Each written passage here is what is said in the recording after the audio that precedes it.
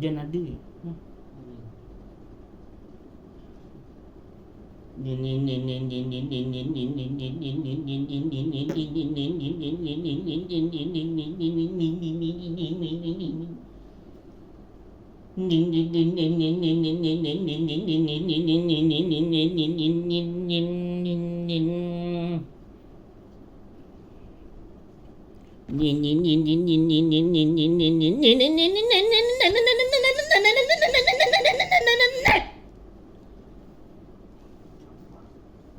Lima sebelas dua satu lima sebelas dua satu lima dua tiga lima sebelas dua tiga empat.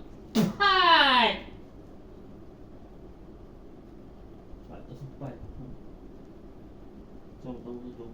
Sabar jangan sama semua paling kaya raya. Singapura dah kaya. Sekarang kan Selangor ni ada macam Singapura. Singapura yang paling kaya di dunia. Dia orang ni nak dia macam Singapura lah. Singapura mesti mahal tempatnya. Sate ni mesti mahal. Mahal nak mampus. Mestilah mahal.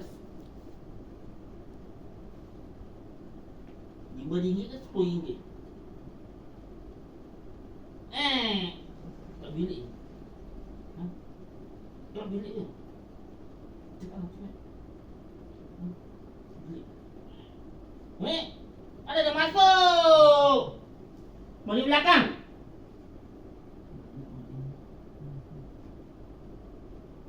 Dah kantor. Kantornya bos. Yelah, dah kena rakam.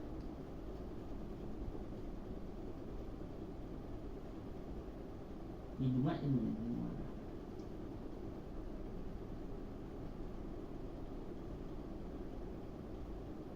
Diorang begini nanti diorang ni kopi. Di kopi lah, dia rakam semula.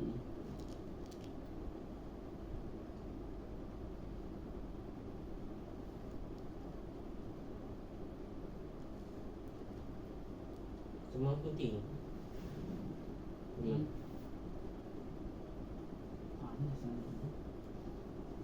tapi budak tak sekolah, nanti ni cuti. Semua kuning ke semua? Rumah dekat rumah. Cucu asal pada dekat rumah, cucu asal.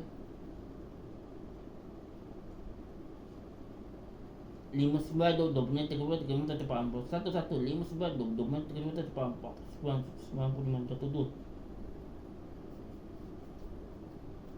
Semua penting, Semua penting dia. Semua dekat rumah. Semua dekat rumah hari ni.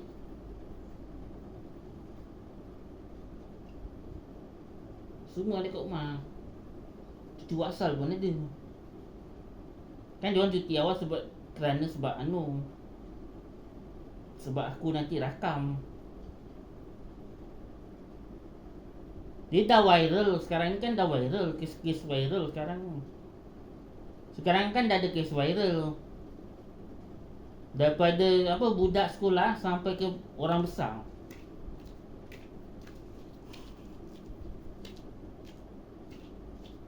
Aku tengok ada orang besar kena tangkap dengan orang awam lah kena tangkap. Dia rakam budak, budak-budak perempuan ke apa lah. Lepas tu perempuannya mengamuk.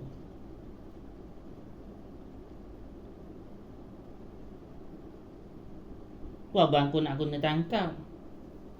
Kena lempang dengan perempuan.